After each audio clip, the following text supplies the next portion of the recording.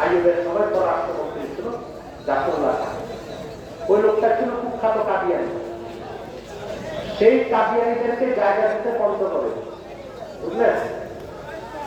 তখন আলেমরা যখন দাবি করতে কাদিয়ানিদেরকে অমুসলিম ঘোষণা করতে হবে, তো বঙ্গবন্ধু ওয়াদা করছিলেন শান্তিরক্ষা আছে, আমি দেশ স্বাধীন করতে পারলে কাদিয়ানিদেরকে অমুসলিম ঘোষণা করব।